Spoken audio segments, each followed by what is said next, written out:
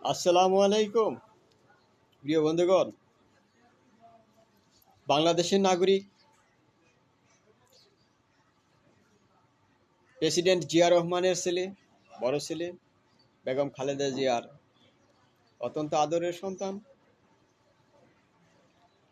বাংলাদেশে এসেছে। সে আসা, এটা তার নৈতিক অধিকার। সে একজন দেশের নাগরিক হিসাবে তার দেশে আসা, এটা তার নৈতিক অধিকার। একজন নাগরিক হিসেবে সে আসবে।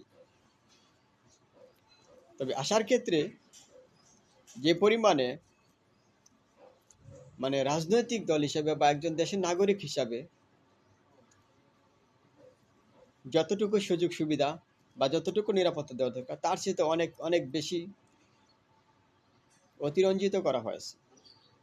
তবে এটা বাংলাদেশের রাজনীতিক এবং নির্বাচনিক লেভেল প্লেইং ফিল্ডের মধ্যে অনেকটা ইতস্তবোধ তৈরি করছে এবং শঙ্কা তৈরি করছে।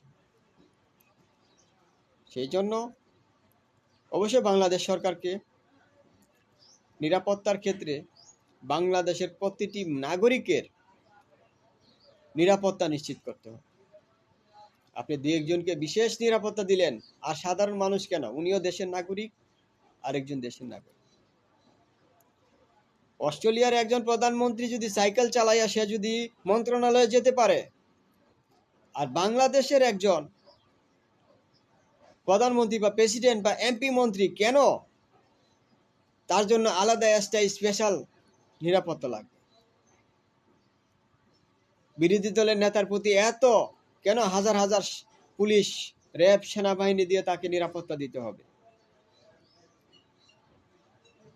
আর এই যে নিরাপত্তা, এই নিরাপত্তা দিয়ে এক প্রকার বিতর্কিত তৈরি করেছে। সে অবশ্যই নিরাপত্তা পাওয়ার প্রযোজ্য, তবে একজন প্রেসিডেন্টের যেরকম নিরাপত্তার দরকার, বাংলাদেশের প্রতিটি নাগরিকের এরকম নিরাপত্তার প্রয়োজন আছে। বাংলাদেশের প্রতিটি নাগরিকের নিরাপত্তা নিশ্চিত করতে হবে, আর সেজন্য ন্যায় এবং ইনসাফের বিচার বাংলার জমিনে প্রতিষ্ঠা করতে হবে। কিন্তু বাংলাদেশে তার একটা মানের প্রতি বাংলাদেশের মানুষের যে একটা আশা, আকাঙ্ক্ষা, ভরসা, যে একটা আশার বাণী শোনার আশায় ছিল, সে আশার বাণী কিন্তু বাংলাদেশের মানুষ তারেক রহমানের কাছ থেকে পায় নাই। বাংলাদেশের মানুষ হতাশাগ্রস্ত, বাংলাদেশের মানুষ হতাশায় নিমজ্জিত হয়েছে। ওনার কাছে যে আশা করেছিল যে বাংলাদেশে উনি অবশ্যই ভালো দু একটা আশ্বাস দিবে আমাদেরকে, কিন্তু তা দেন নাই। তার মধ্যে বাংলাদেশের মানুষ সব থেকে বেশি অনিরাপদ মনে করতেছে যে বিষয়গুলোকে, একদিকে হলো চাঁদাবাজি, দুর্নীতি, ঘুষ, এসবের বিরুদ্ধে তিনি কোনো পদক্ষেপমূলক কোনো ব্যবস্থা গ্রহণ করবেন এই ধরনের কোনো প্রতিশ্রুতি দেন নাই। এগুলো এক। দ্বিতীয়ত, তিনি বলেন নাই যে আমরা দুর্নীতি করব না বা কাউকে করতে দেব না, এই ধরনের কোনো প্রতিশ্রুতি দেন নাই।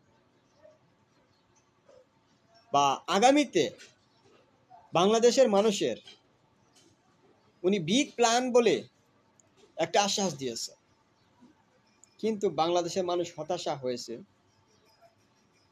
যে দেশে ন্যায় এবং ইনসাফের বিচার প্রতিষ্ঠার লক্ষ্যে উনি কোনো প্রতিশ্রুতি দেন নাই।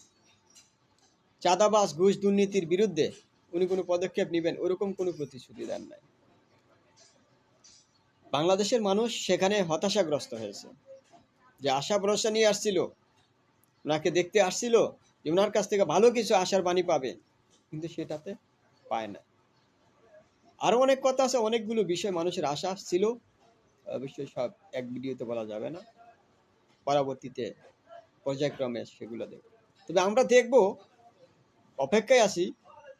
আশা করি উনি ভারতীয় পত্রিকায় যেভাবে ওনার বিরুদ্ধে প্রতিবেদন তৈরি করছে, আমরা আশা করি উনি জিয়া রহমানের মতোই আপোষহীন নেতা হিসেবে দায়িত্ব পালন করবেন, না ভারতের দাসত্ব এবং গোলামীকে মেনে নেবেন।